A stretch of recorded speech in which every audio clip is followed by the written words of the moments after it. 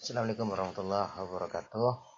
Mari kita lanjutkan materi kita, dinamika perwujudan Pancasila sebagai dasar negara dan pandangan hidup bangsa. Pertemuan kedua kelas 9 di UPTD SMP 3 Tanah Merah oleh saya sendiri. Ideologi merupakan gagasan-gagasan atau ide-ide yang dijadikan sebagai pedoman atau arah dalam mencapai cita-cita bangsa. Setiap bangsa memiliki ideologi yang berbeda sesuai dengan nilai-nilai yang ada dalam kehidupan bangsa tersebut. Sedangkan di negara kita berideologi Pancasila. Keterbukaan ideologi Pancasila harus selalu memperhatikan: 1. Stabilitas nasional yang dinamis. Artinya, keamanan, kenyamanan di dalam suatu negara itu harus bisa terjamin. Yang kedua, larangan untuk memasukkan pemikiran-pemikiran yang mengandung nilai-nilai ideologi Marxisme, Leninisme, dan komunisme. Nilai-nilai Marxisme, Leninisme, dan komunisme adalah nilai-nilai yang tidak sesuai dengan Pancasila. Seperti komunisme, nilai yang tidak percaya dengan Tuhan.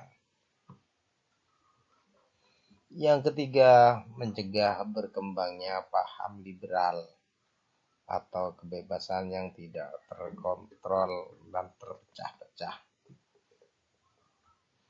Yang keempat, larangan terhadap pandangan ekstrim yang menggelisahkan kehidupan masyarakat. Artinya, larangan terhadap ekstrim itu adalah keras, seperti radikalisme, seperti terorisme. Itu sangat dilarang di negara kita. Yang kelima, penciptaan norma yang harus melalui kesepakatan.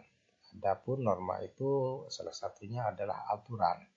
Aturan itu harus berdasarkan kesepakatan, seperti kita di sekolah dari dulu udah sepakat bahwa hari Senin itu kita akan mengadakan kegiatan upacara. Masuk jam 7, memakai seragam, itu semua adalah kesepakatan. Kesepakatan yang ditulis maka akan menjadi sebuah aturan yang harus ditaati. Adapun keterbukaan ideologi Pancasila mengandung nilai. Yang pertama atau nilai dasar itu bersifat universal, sehingga di dalamnya terkandung cita-cita, tujuan, serta nilai-nilai yang baik dan benar. Nilai dasar ini bersifat tetap dan melekat pada kelangsungan hidup negara. Artinya, nilai ini ada ketika suatu negara itu ada. Dan disebut dengan universal, karena universal itu berlaku dimanapun, kapanpun, dan dimanapun di wilayah itu sendiri. Artinya Pancasila, kalau masih ada di Indonesia, itu akan tetap digunakan, karena sifatnya universal. Dasar itu adalah patokan atau pondasi awal. Yang kedua adalah nilai instrumental. Penjabaran nilai-nilai dasar ideologi Pancasila berupa peraturan perundang-undangan dan lembaga pelaksananya. Misalnya, Undang-Undang Dasar, Ketetapan MPR, undang-undang, serta peraturan perundang-undangan lainnya.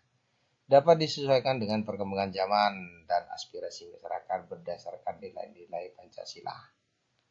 Artinya, peraturan bisa berubah, tapi harus tetap sesuai dengan nilai-nilai yang ada di dalam Pancasila. Zaman boleh berubah, tapi Pancasila akan tetap ada di Indonesia. Yang ketiga adalah praksis realisasi dari nilai-nilai instrumental berupa suatu pengalaman nyata dalam kehidupan sehari-hari, dalam bermasyarakat, berbangsa, dan bernegara. Artinya praksis itu adalah tindakan nyata, seperti sila pertama, ketuhanan yang Maha Esa. Kita selaku umat Islam tentunya akan melaksanakan sholat, mengaji, dan ibadah-ibadah lainnya. Itu adalah praksis atau realisasi dari nilai Pancasila, sila yang pertama. Ma.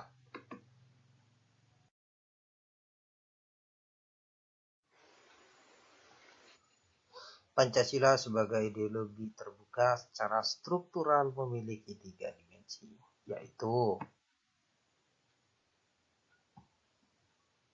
dimensi idealisme, nilai-nilai dasar yang terkandung dalam Pancasila yang bersifat sistematis, rasional, dan menyeluruh itu pada hakikatnya bersumber pada filsafat negara. Yang kedua, dimensi normatif. Pancasila terkandung dalam pembukaan Undang-Undang Dasar Negara Republik Indonesia tahun 1945 yang merupakan tertib hukum tertinggi dalam negara Republik Indonesia, serta merupakan staf fundamental norm atau pokok kaidah negara yang sangat fundamental atau yang sangat mendasar. Yang ketiga, dimensi realitas. Ideologi harus mampu mencerminkan realitas kehidupan yang berkembang dalam masyarakat. Pancasila harus mampu dijabarkan dalam kehidupan masyarakatnya secara nyata, baik dalam kehidupan sehari-hari maupun dalam penyelenggaraan negara. Perwujudan nilai-nilai Pancasila dalam bidang politik dan hukum meliputi persoalan lembaga negara, hak asasi manusia, demokrasi, dan hukum. Pembangunan negara Indonesia sebagai negara modern, yaitu membangun sistem pemerintahan yang sesuai dengan perkembangan zaman, namun tetap sesuai dengan sistem pemerintahan yang berdasarkan nilai-nilai Pancasila. Jadi, secara garis besar, dimensi yang pertama idealisme itu adalah dimensi yang berasal dari pemikiran-pemikiran atau nilai-nilai dasar. Kalau dasar itu adalah pokok dan harus menyeluruh, bisa digunakan. Yang kedua, dimensi normatif, artinya antara yang satu dengan yang lain itu saling terkait. Contoh, Pancasila terkandung dalam pembukaan Undang-Undang Dasar. Setiap Senin ketika kita membaca Undang-Undang Dasar, maka di dalamnya tentu akan ada Pancasila, karena merupakan sesuatu yang sangat fundamental. Yang ketiga, dimensi realitas. Realitas itu adalah real atau nyata. Jadi, kita harus bisa mengimplementasikan pada tindakan nyata pada kita sendiri, baik secara pribadi, secara sosial maupun budaya. Terima kasih.